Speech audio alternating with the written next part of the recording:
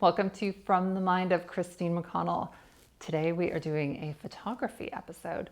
I'm really excited about this one because I've been doing photography for about 20 years and I can't wait to show you all of the things that I've picked up along the way. So with that said, let's begin.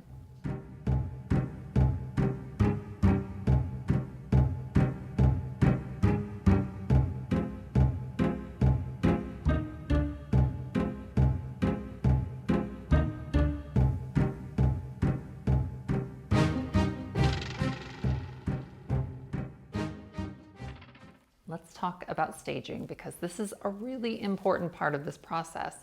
I always sort of run through my whole house and grab little bits and pieces because everything in the shot should lend itself to the story that you're trying to tell. So feel free to just sort of pick and choose throughout your house what you're going to use and then just put it back when you're done.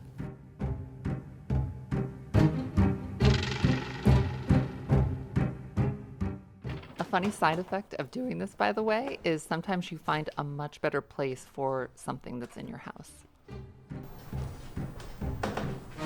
So I'm thinking I'm going to be standing right here.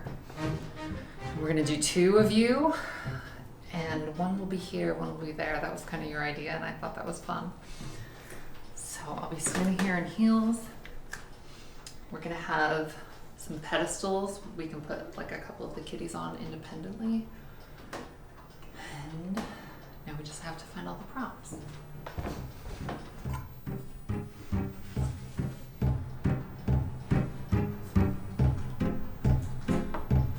How does that look? So the shape that we're filling in here it's going to ultimately be a square. So all of the little areas that we're going to be filling in need to sort of fit within that little area, if that makes sense.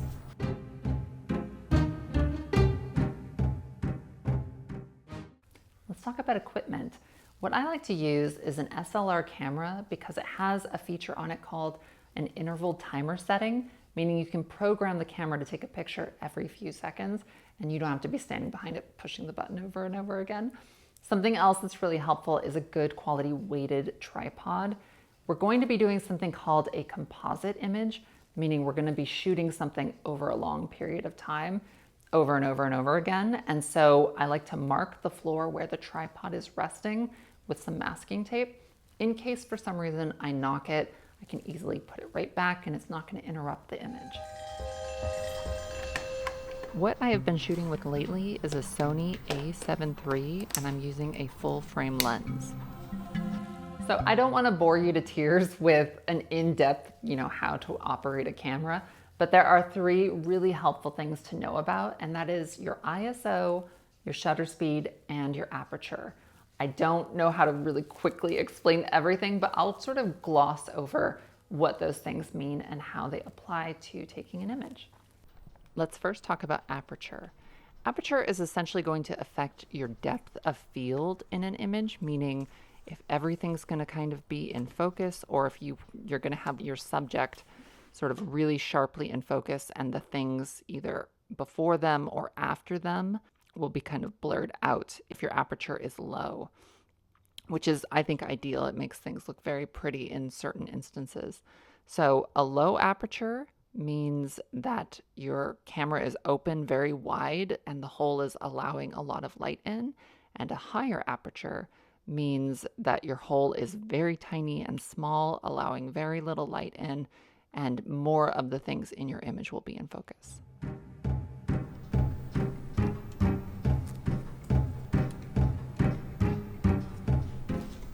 Now let's talk about ISO. The higher the number your ISO is means you can shoot in a lower lighting setting, meaning if you're in somewhere that's dim and you can't control the light, raising the ISO is going to allow you to shoot better in that setting. But if you go too high with that ISO, your image can end up being really grainy.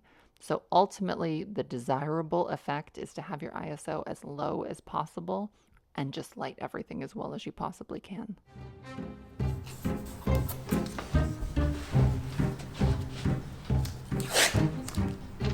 The last technical thing I'm going to touch on is your shutter speed. The shutter speed dictates how quickly your camera is going to take an image. So If you are shooting in full daylight, meaning everything's well lit, and it's an action shot, children running around, somebody jumping in a pool, you want your shutter speed to be as fast as it possibly can be, and it's going to end up resulting in a very crisp, fast image. The only caveat to this is you need to do that in a setting that is very well lit. If you are in a dim setting where maybe you're doing a portrait, you want your subject to sit very still and you want your shutter speed to take a lot longer so it has more time to collect all of the details in the image. And you just don't want a subject that's moving because otherwise it can end up being blurry.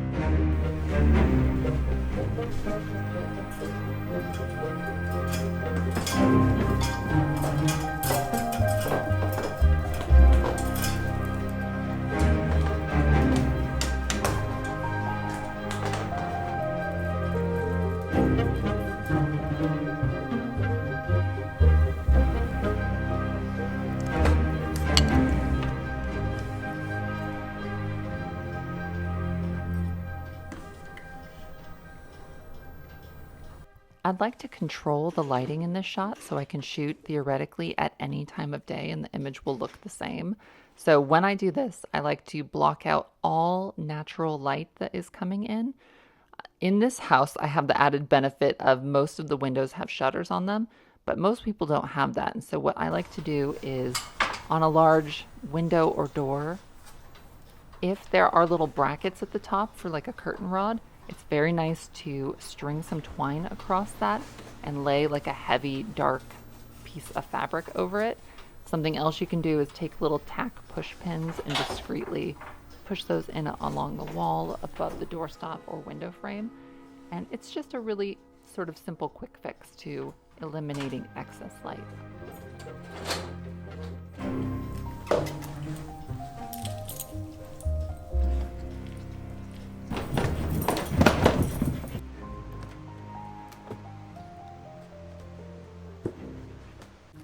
Fog machines. These are such handy, fun things to have around, even if you're not a photographer. Spirit Halloween sells one that's called a low-lying fog machine. They're incredible because you put a little bit of ice in here, and if you're in a room that's either at room temperature or a little bit warm, it causes the fog to sort of float around the floor really, really creepily. I absolutely love them. There's a million different uses for them. So I don't know, get it for work, get it for fun. They're just an incredible investment that are going to last a long time.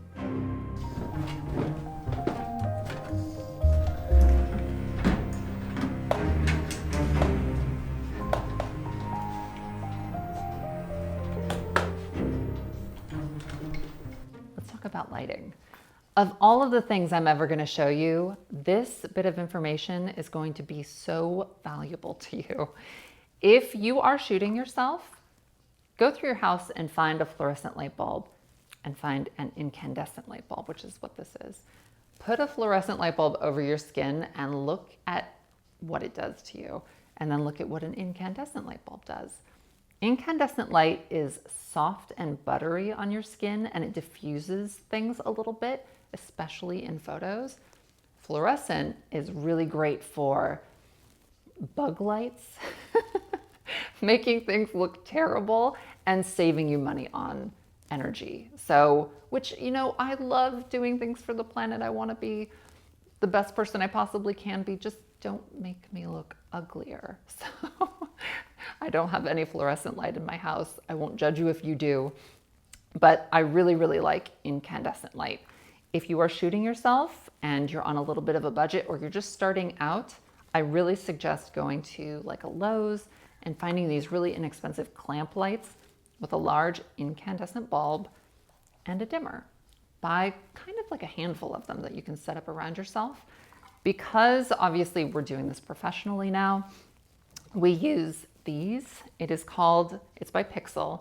It's a GS1, and it's got like a screen on it that diffuses the light because this is LED, and it is really effective. The reason I like them is because you can adjust everything really quickly within them, and setup goes really, really fast with them. But if you're not constantly doing it for a business, this is a really, really great alternative.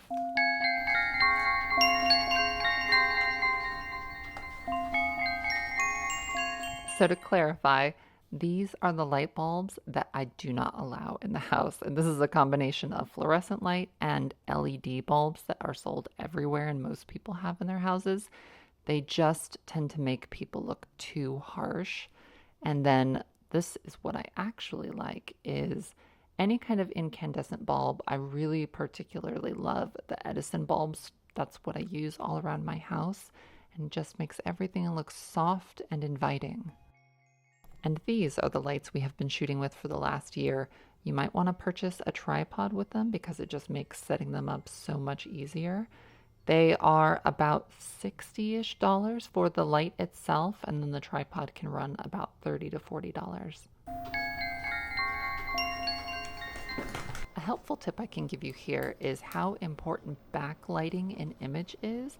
I always prefer to have a really strong, brighter light behind me and something a little dimmer and softer in front of me.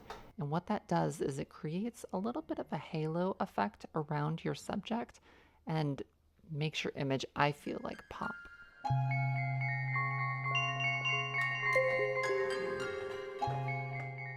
I always go back and reference how the image is coming along, see how far I've come, and then just keep adding until everything feels like it looks how you want it to.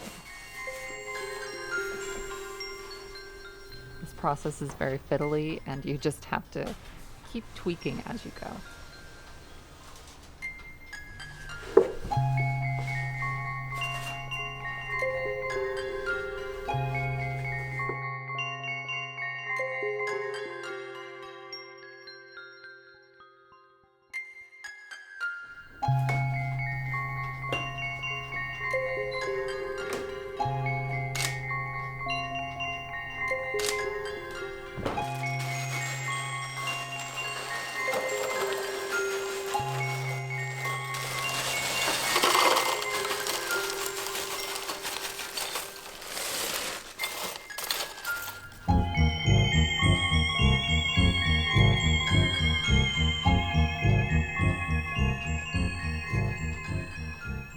For a big photo like this, I like to set everything up one day and then go to sleep.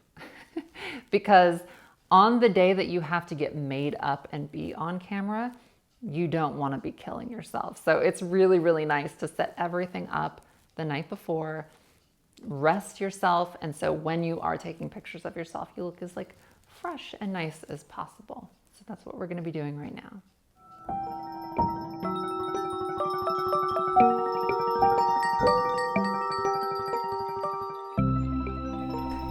It's the next day, and now we are ready to shoot, and all I have to do is wake up some of the characters that are going to be in the shot.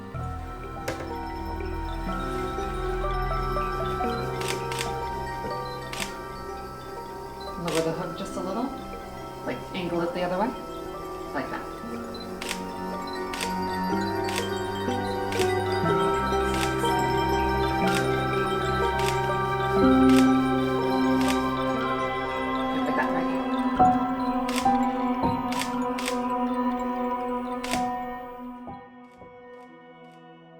Let's talk about beauty for taking a photo. I always set my hair in these Conair hot rollers. I've kind of Frankensteined this a little bit. It originally had a few smaller rollers, and I've just replaced them with this size because they work the best for me. I set my hair, completely let it cool, and then when I take it down, I brush it out thoroughly and then tease up the ends to create a fullness all around me. A few other things you can do to look as good as you can in a photo. Body makeup, any kind of matte foundation will do this. You just rub it on your arms, legs, chest, and it just tends to make you look a little bit nicer in a photo. Something else. See how long that's gonna go for. Okay, it's done. Darker eyebrows. When you are taking a picture of your face, I would say eyebrows that are a little bit darker than you're used to tend to make you look a little bit more attractive. And then the last tip I will give you is I like to put perfume on right before I take a picture because it sort of puts me in the mood a little bit. And I feel like if you feel like pretty on the inside, it's going to show up a little bit more in a photograph.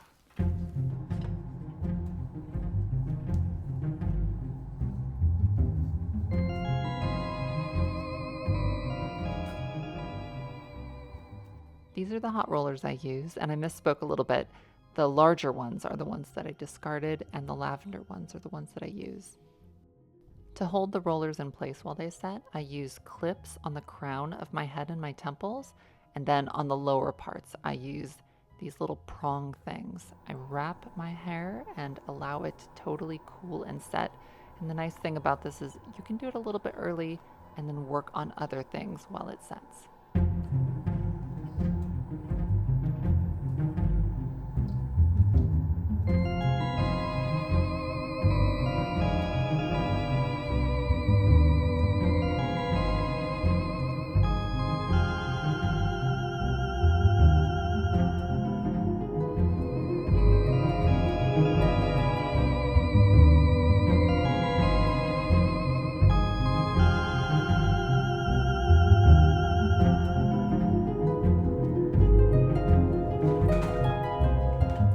One more trick I can tell you about is this thing called Lumify. It's like a eye whitener for photos. Actually, it's just for whitening your eyes at any point in time. I went to an ophthalmologist and she suggested it, and I've been using it in photos forever. It just brightens everything up, so like maybe 40 seconds to a minute before you start taking pictures.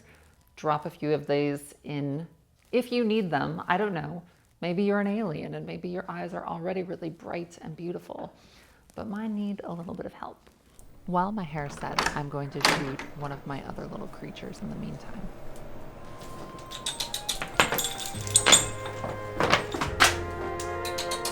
Come on.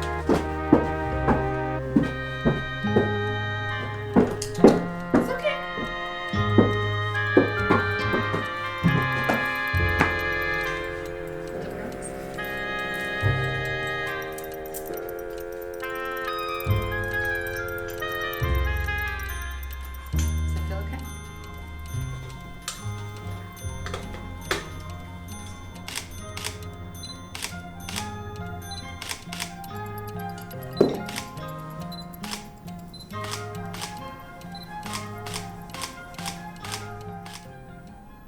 Let me check that. I think we've got it, but I just want to double check. It's okay. It's okay. Here I come.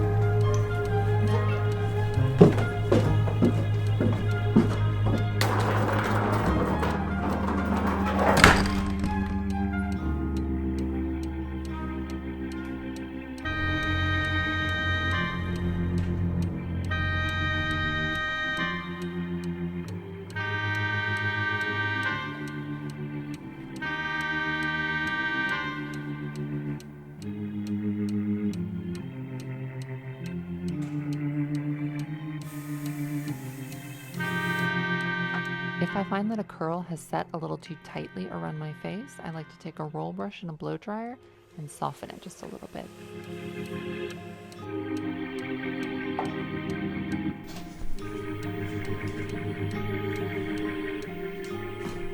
I'm now shooting myself using that interval timer setting. The camera is taking a shot every 3 seconds, and I give it enough time to develop each one, and then I shift and try a different position so I have several options.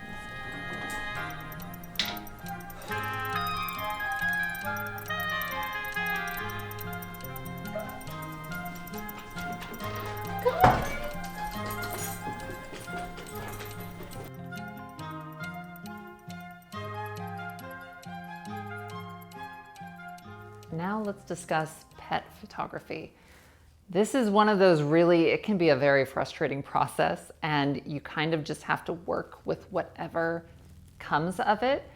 You don't want to do anything scary if you're going to have your pets in the shot. So the fog machines all have to be shut off. Anything that's going to produce anything that, causes anxiety in them, you want to eliminate. Something else is you don't want to force them ever into a position or anything like that, because for one, it will show up in their face. And for two, they'll just get angry and it will be unpleasant. They're not going to like it. You're not going to like it. One big thing is don't ever obviously do anything that puts your pet in jeopardy trying to take a picture. Always really be mindful of their safety and making sure that anything you're doing, they're going to be okay with. And just a lot of patience, toys, making funny sounds, graham crackers, if you're Mr. Poof. Just basically take your time and know that you can work really hard and maybe you're not going to get the shot you sort of envisioned, but just kind of work with whatever you end up getting.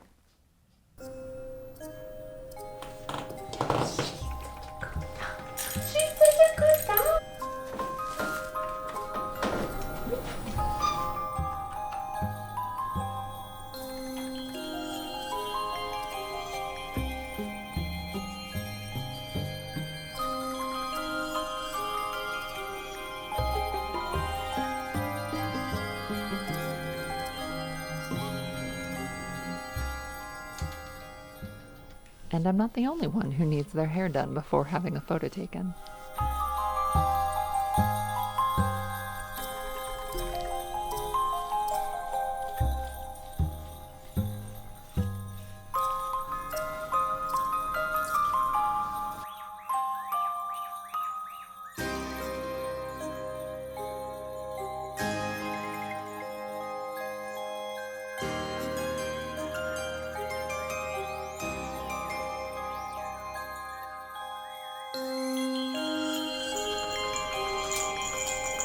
Likes the mystery.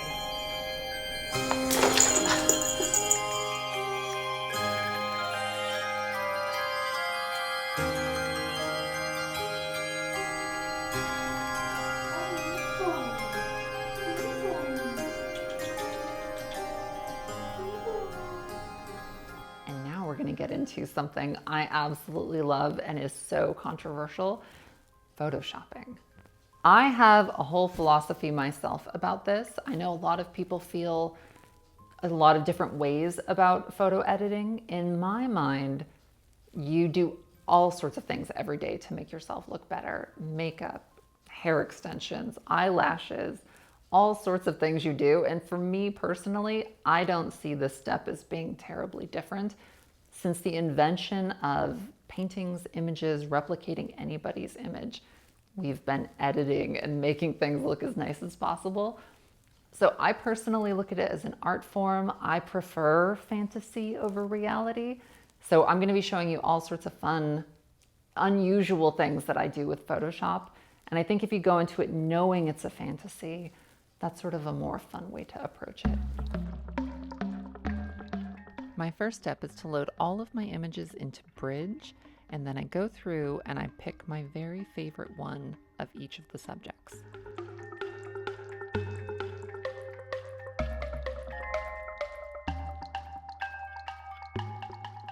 Once I'm ready to start compositing characters, I will copy one image and paste that over onto my master file, then create a layer mask, and using the paintbrush, I will begin to incorporate just the parts that I want to add.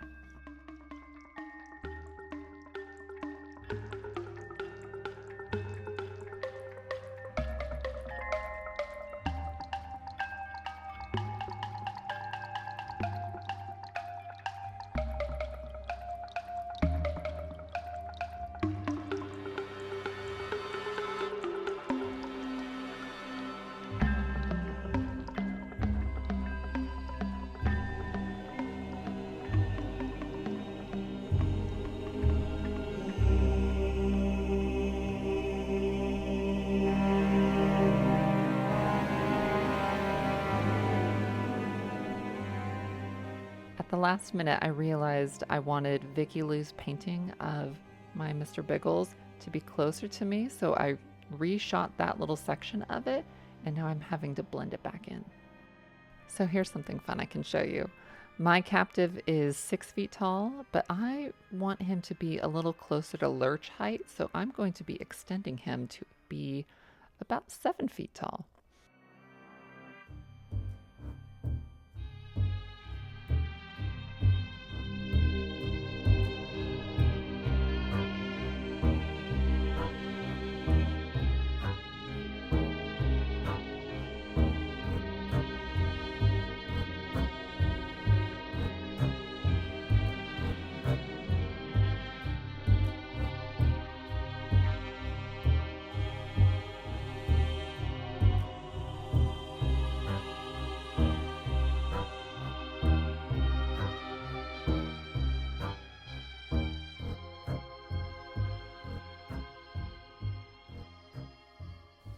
So right about here, I'm starting to realize I should have had all of the fog machines turned off while I was photographing each of these characters.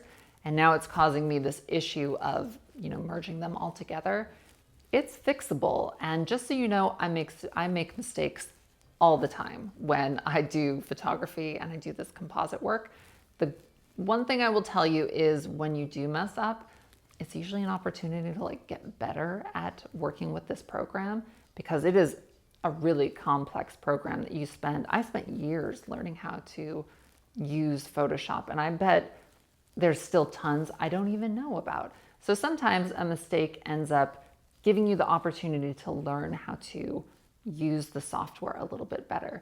So try not to get too discouraged, and remember, it's Photoshop. The sky's the limit. You can virtually fix anything. Because I moved the captive from his original spot and enlarged his size, he is not aligning with the background anymore, and I also moved those pictures. So I'm going to have to very carefully cut around him, and the trickiest part is going to be around the candles.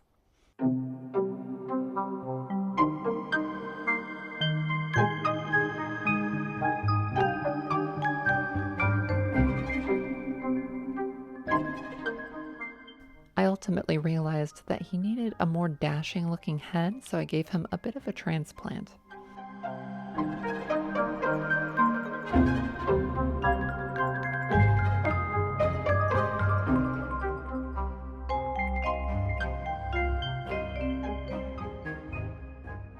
Again, all I'm doing is blending layers one on top of the other, and I keep all of these layers intact until I know the image is fully composited.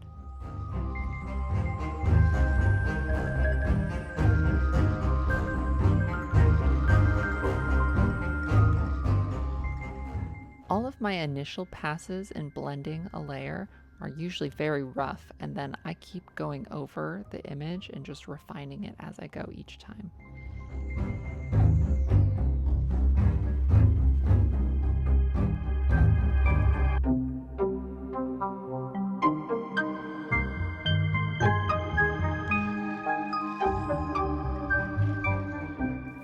So in addition to Photoshop, I'm going to tell you about a few of my other favorite things that I love to use when editing an image. I always use Lightroom right at the end of the photo, and this is a great opportunity, you'll see, to blend the colors, shift them any which way that you possibly want, and then also create gradients and things like that within the image, sharpen, soften, whatever you want. In Photoshop itself, I downloaded these brushes, I think from DeviantArt years ago. They are hair and skin brushes, skin texture. They have been so incredibly useful. I use them all the time, and they are something that don't come with Photoshop stock. So knowing that is really helpful. There is also a software called Nik software, N-I-K. I use that for aging photos, and that is a plugin that goes into Photoshop.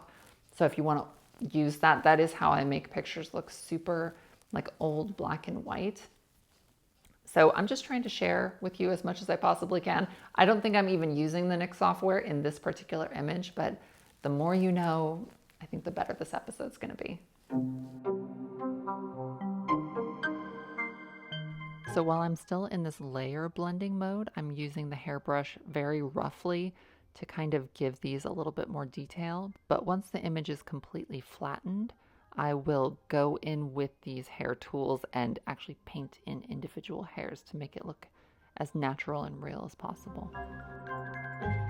Something I like to do if I'm blending something that has like fur or hair, like I am right here, I like to adjust the opacity of my paintbrush, meaning it is only allowing a little bit of the layers to blend at a time, so you have a lot more control.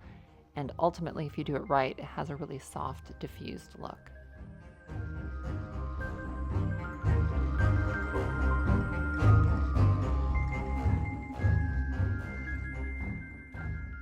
Also, just so you know, this is sped up like 400%, so it does not go this fast normally.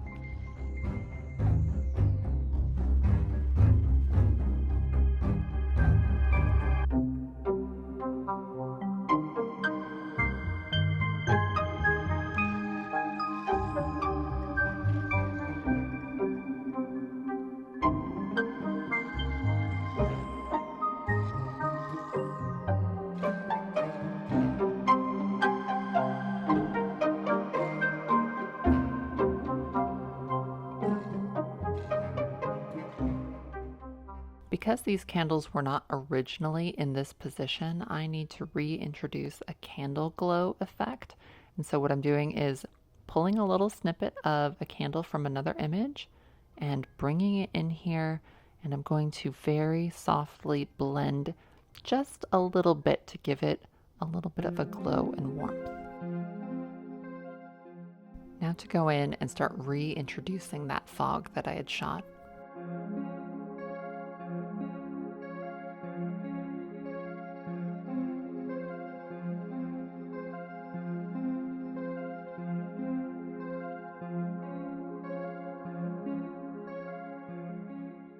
While we're doing this, let's take a second to talk about saving your work. Oh my gosh, I cannot stress it enough. Every 5 minutes, you should be saving your work because it's incredible how much you can accomplish in, let's say, 15 minutes. And if you lose that because the program decides to shut down, you will be so frustrated. So I try to remember every 5 minutes to save my work.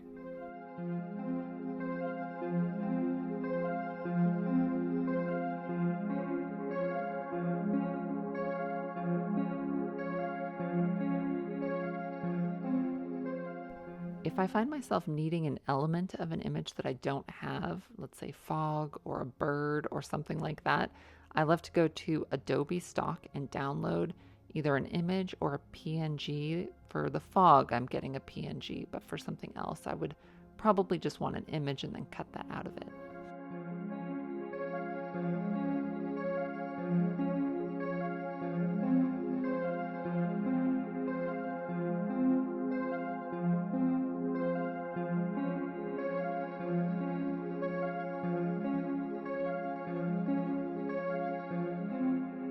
I'm now ironing my dress using the erase tool to take out any sharp, crisp, hard lines, and then going over with a skin texture brush to gently soften everything while not completely removing the shadows and highlights.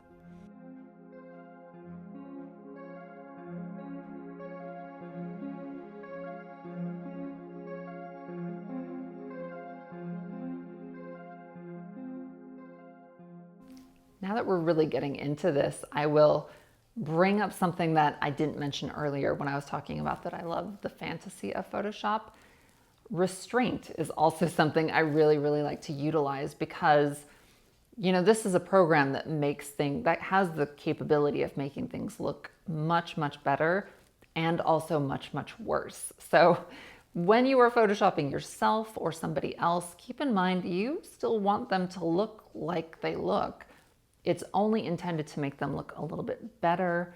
And I think, you know, a lot of the controversy with Photoshop comes from people taking things way too far, turning normal people into cartoons, which, by the way, if that's what you're into, I don't think there's anything wrong with that. But for me personally, I feel like I use it as a tool to enhance what is already there. And I feel like that's just something that's helpful to keep in mind and makes your work just look a little bit more professional and like appealing to the eye.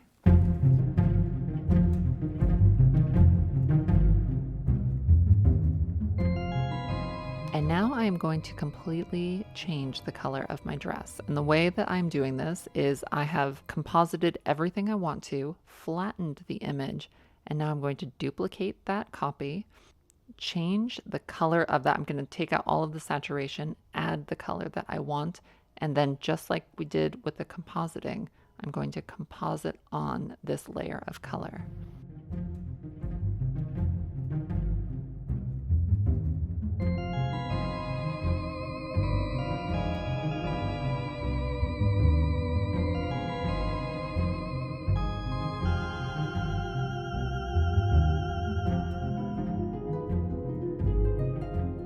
I'm now using that same technique to suck the life out of my captive, and I'm even going to darken him up in a few key places to make him look a touch more sinister.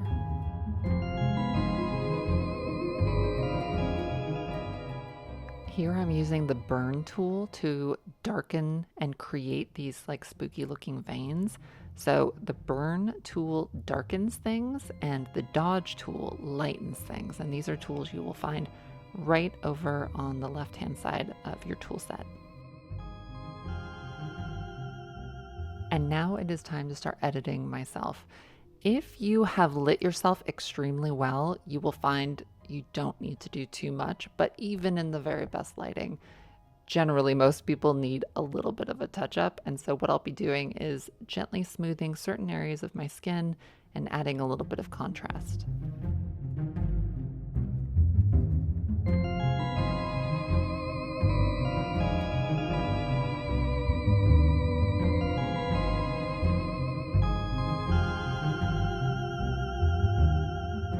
When it comes to storytelling photography, I kind of feel like there is no detail too small not to be addressed. And so I always like to go over the entire image and just embellish anything I feel like would benefit from it.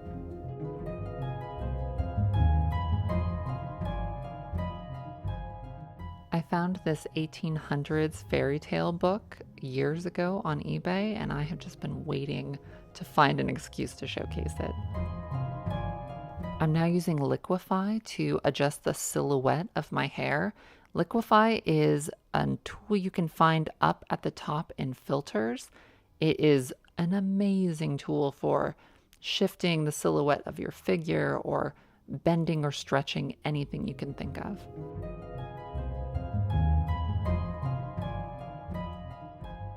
Here I'm using the dodge tool to brighten up the highlights of my hair.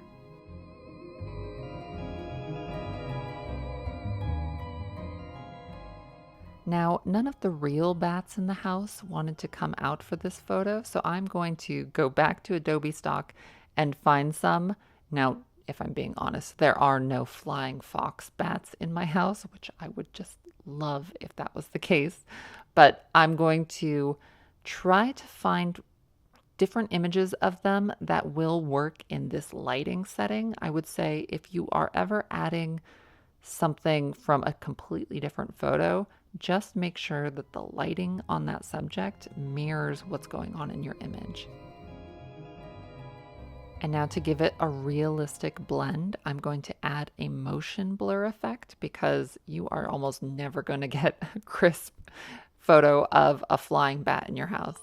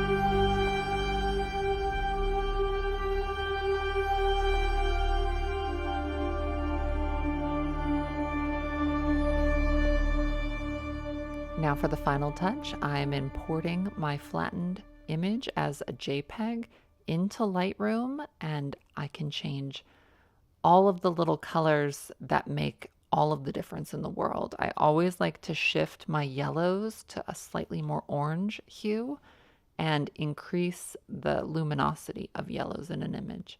And I also like to add a little bit of a creeping in vignette around a picture.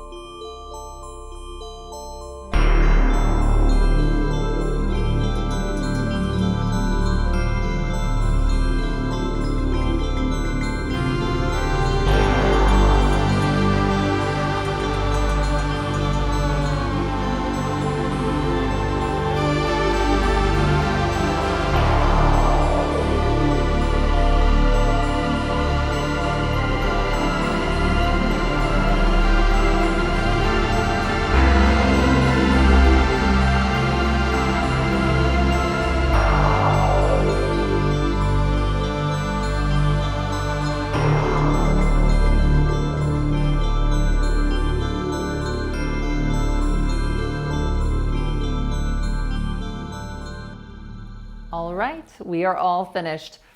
I absolutely love how this turned out. It's one of those things, I know it's a massive amount of work to do, but the reward I feel is absolutely worth it. I have plans for doing future photography episodes just because there's still so much that I didn't even cover here. I would love to feature beauty photography. And then also, I don't know if there's a way that we could possibly do an episode specifically for Photoshop, that maybe we can do it in a live stream format and we can just sit together for an entire day and go through the whole thing, and I can answer every single question about how I do every little aspect of it. So with that said, I feel like we're going into fall. I'm so excited about that already. So look forward to all of the fun things that are going to be coming from that. And in the meantime, take care of yourselves, and I'll see you again very soon.